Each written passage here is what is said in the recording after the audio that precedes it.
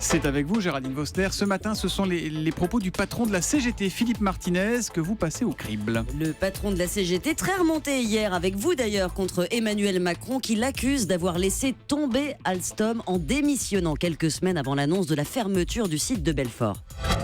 Il y a besoin de redéfinir, et le gouvernement a la main, quelle politique de transport dans ce pays, en favorisant non pas les autocars, mais le transport ferroviaire. C'est ça ce que paye Alstom aujourd'hui, vous pensez ? Évidemment. On sabote. C'est les cars Macron qui ont tué Alstom ? Entre autres.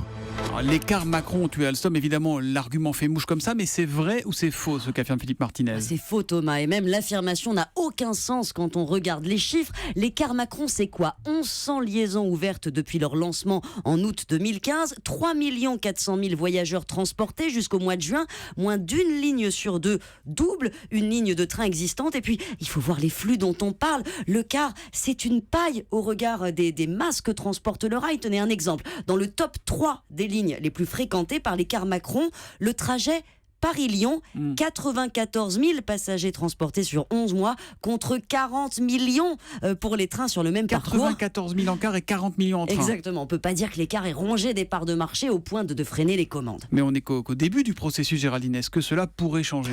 C'est possible.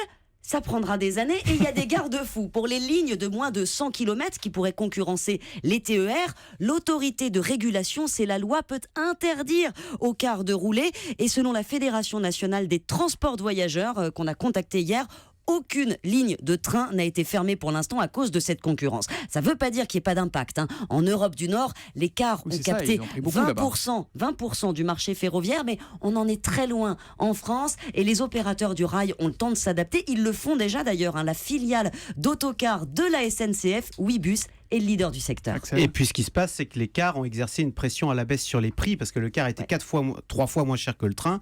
Et du coup, c'est vrai que la SNCF a dû baisser un petit peu le prix de ses billets. Et ça joue évidemment sur le résultat de la SNCF voilà, et sur exactement, le et sur climat sa général. capacité à À long investir. terme.